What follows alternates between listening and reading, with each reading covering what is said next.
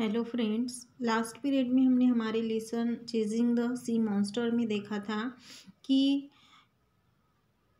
जो फ्रैगेट है और फ्रैगेट क्या कर रही थी, उस मॉन्स्टर पे हमला कर रही थी।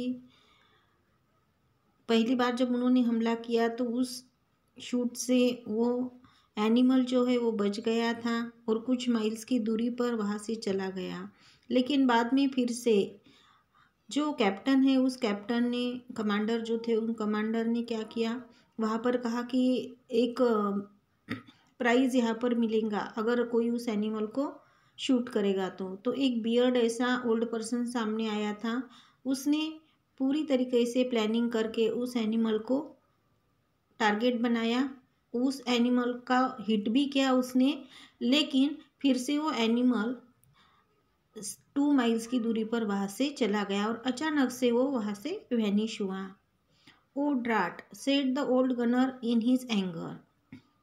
आगे की स्टोरी है, जैसे ही वो एनिमल वहाँ से फिर से गायब हो गया तो फिर वो जो ओल्ड पर्सन था जिसने यहाँ पर उसे टारगेट बनाया हुआ था, उसे शूट किया था, वो गुस्से में शाउट करने लगा, that monster must be covered with 6 inch armour plate. फिर उसने एक गेसिंग वहाँ पर बताया कि वो जो मॉन्स्टर है उसने 6 inch armour plate means armour जो रहता है वो आर्मर उसने पहना हुआ होगा और इसीलिए उस पर मेरे शूट करने का कोई इफेक्ट नहीं हुआ। The hunt was on again, फिर से उसका शिकार किया जा रहा था। Hour after hour went by without the animal showing the least sign of weariness.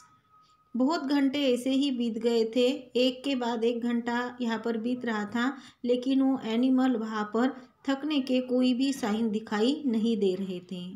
However it must be said that we too struggled on tirelessly, और इसीलिए हमें भी बिना थके हुए, बिना टायर हुए, बिना थके हुए हमें स्ट्रगल कंटिन्यू करना है, ये हमें यहाँ पर समझ में आया। At 10:50 in the evening, that electric light reappeared 3 miles away from the frigate, just as clear and intense as the night before. और फिर अचानक से इवनिंग के टाइम पे 10:50 को अचानक से वो एनिमल जो है वो एनिमल फिर से हमें दिखाई दिया, एक इलेक्ट्रिक लाइट जैसा दिखाई दिया और हमसे सिर्फ 3 माइल्स की दूरी पर, हमारी फ्रिगेट से सिर्फ 3 माइल्स की दूरी पर वो था। जिस तरीके से हमें वो पहली नाइट को एकदम क्लियरली दिखाई दे रहा था, वैसे ही अब वो हमें दिखाई दिया।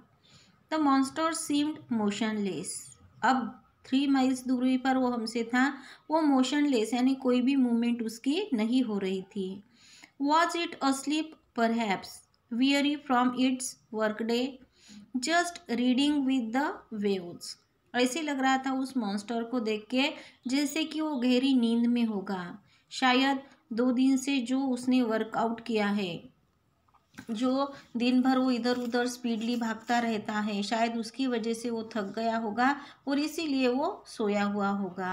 और इस तरीके से सोते हुए जो वेव्स हैं, जो लहरें हैं, उन लहरों के साथ में वो वहाँ पर रीडिंग कर रहा है। This was our chance, the commander Farragut decided to take full advantage of it, he gave his orders. जैसे ही हमारे ध्यान में आया, हमारे कमांडर फ्रॉगट के ध्यान में आया कि ये जो एनिमल है वो एनिमल एकदम चुपचाप है, शांत है, कोई उसकी मूवमेंट नहीं है, तो इस बात का फ़ायदा उठाते हुए उन्होंने उस एनिमल को शूट करने के ऑर्डर दे दिए। The frigate approach without making a sound, stop 2 cable lengths from the animal.